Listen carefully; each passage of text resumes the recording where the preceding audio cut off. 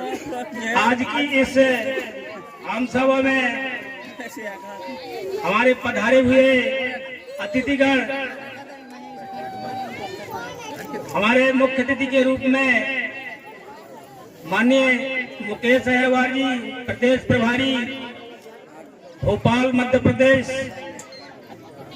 विशिष्ट अतिथि के रूप में सम्माननीय अनिल रवि जी, जोन प्रभारी ग्वालियर। इसके बाद जिले के जिला प्रभारी सम्माननीय एल बौद्ध जी, जिला प्रभारी सम्माननीय हमारे सतीश वर्मा जी, जिला प्रभारी माननीय हमारे शंकर लाल अहिरवार जी, बसपा जिला अध्यक्ष। सभी जो है मंचा सिंह, हमारी माताएं बहनें, सभी को सादर जो है नमन करते हुए इस जयंती में पधारे हुए हमारे सभी दूर दराज से हमारे आए हुए आगंतुकों, हमारे साथी, युवा साथी, माताएं बहनें, जितने बार पधारे हैं सबको मैं बहुत बहुत आभार और धन्यवाद देता हूं। आप दूर दराज से आए, इस कार्यक्रम में पधारे और इन महापुरुषों के सुनने के लिए, हमारे मुख्य अतिथियों को सुनने के लिए आप आए हैं। साथियों, ये कार्यक्रम जो आयोजित किया गया, इस संत शिरोमणि रविदास जी की जयंती। साथियों, हम जयंती क्यों मनाते हैं? जयंती मनाने भरे से कुछ नहीं होता है कि हम जयंती मना के अपने घर चले गए, बैठ गए, हो गई जयंती, खूब ढोल नगाड़ा बजाए और बजा करके चली गई। साथियों, उन महापुरुषों के विचारों को हमें सुनना पड़ेगा, पढ़ना पड़ेगा। और जब तक हम उन महापुरुषों के विचारों को नहीं पढ़ेंगे और नहीं समझेंगे, उनके रास्ते पर नहीं चलेंगे, तब तक हमारा सामाजिक, आर्थिक, सामाजिक कोई सुधार होने वाला नहीं है। इन सारी माताओं बहनों से मैं निवेदन करता हूं कि बताए हुए रास्ते पर हमारे महापुरुषों ने जो बताया, सर्वप्रथम में उन महापुरुषों में संत शिरोमणि रविदास जी, उनने कहा था कि ऐसा चाहूं राज में मिले सबन को अन्न, छोट बड़ सब सम बसे रविदास रहे प्रसन्न। इस प्रकार के जो है राज को उन्हें चाहा। संत शिरोमणि गुरु रविदास जी ने क्या चाहा? कैसा राज चाहिए कि सबको अन्न मिले, कोई भूखा ना रहे, और जो ऊंच नीच की खाई है ये सब समान बसे, कोई ऊंच नीच नहीं है। ऐसा राज किसने कहा था? ये संत रविदास जी की विचारधारा थी। क्या ऐसा हो रहा है? क्या नहीं हो रहा है? साथियों, तो हम निश्चित है कि संत रविदास जी के जो चाहा हुआ राज था वो हमें अभी नहीं मिला है।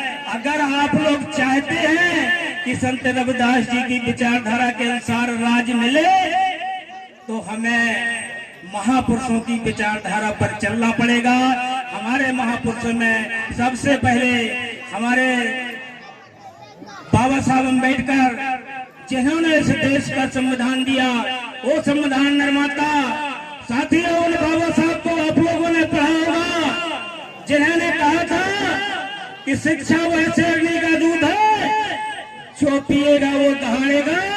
अगर इस हमारे समाज ने शिक्षा रूपी शेरनी का दूध अगर पी लिया तो सारे हक अधिकार जान जाएगा और वो अपने रास्ते पर, अपनी मंजिल पर पहुंच जाएगा। सारी समस्याओं का समाधान हो सकता है। साथियों, ये कार्यक्रम में जो हुआ है, मैं आप लोगों से निवेदन करता हूँ, इस धरती को नमन करता हूँ, बछौन की नगरी को, धरती में को मैं नमन करता हूँ। मैं साथियों, आपको पता होगा कि मैं यहाँ पर, मेरी प्रथम कर्म भूमि है। मैं यहाँ पर नियुक्ति हुई थी मेरी सन 1976 में नियुक्ति हुई और सन 2000 तक मैं यहाँ पर पदस्थ रहा।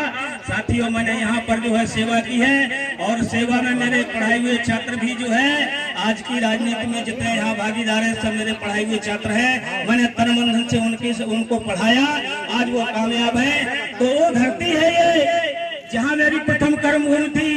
इस धरती पर मैं जब देखता हूँ तो जैसे उस समय पर 25 साल 30 साल पहले 40 साल था, आज भी ये बछौन उसी जगह पर है। क्या कारण है कि हमने इतनी सरकारें बनाई, 74 साल हो गए साथियों इस देश को आजाद हुए। इस बछौन में भी आज तक कोई ऐसा परिवर्तन हमें देखने को नहीं मिला साथियों, क्योंकि आप लोगों ने सिर्फ 2 चीजें देखी है राजनीति में, क्योंकि राजनीति सबसे बड़ी चीज है साथियों।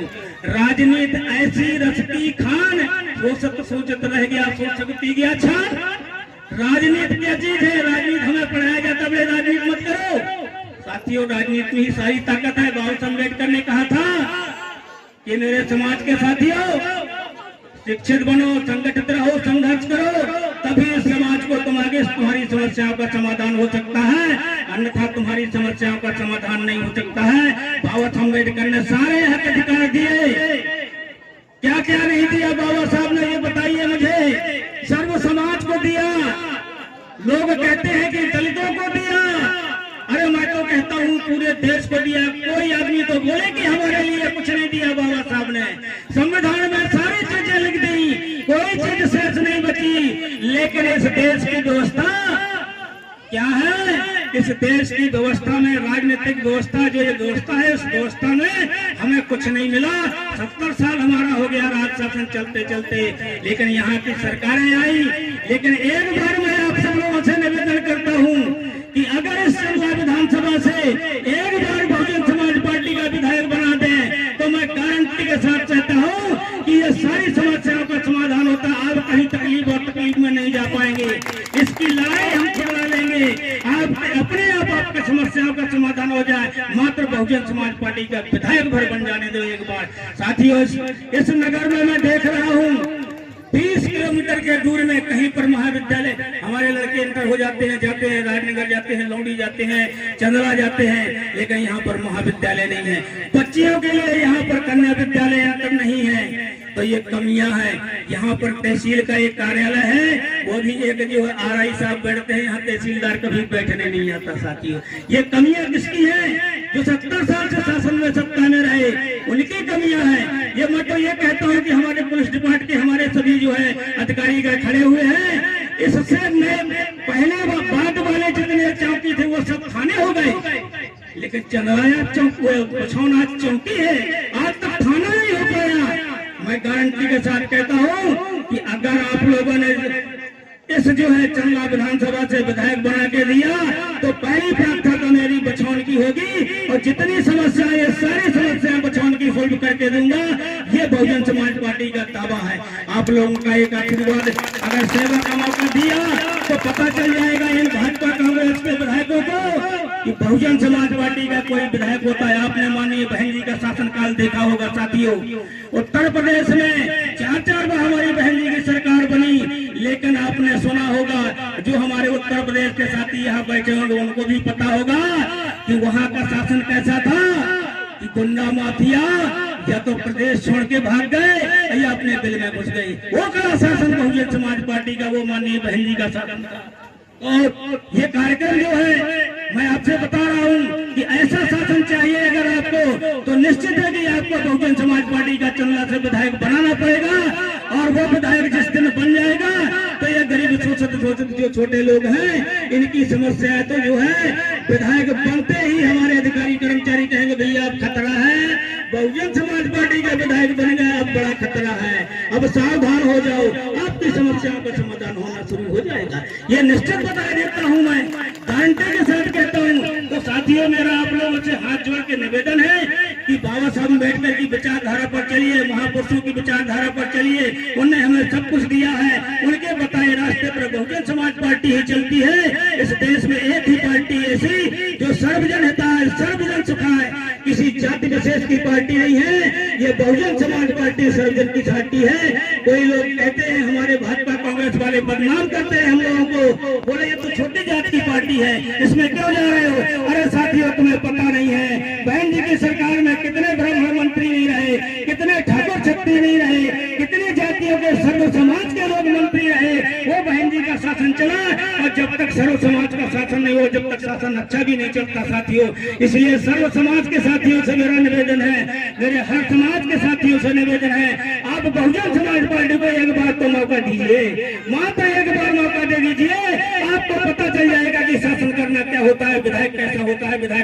कराई जाती है विधायक की। मैं आप लोगों से एक बार निवेदन करता हूँ, एक बार मौका दीजिए, मात्र एक बार में 70 साल इनको देखा, 5 साल बहुजन समाज पार्टी के, एक बार विधायक बना दीजिए।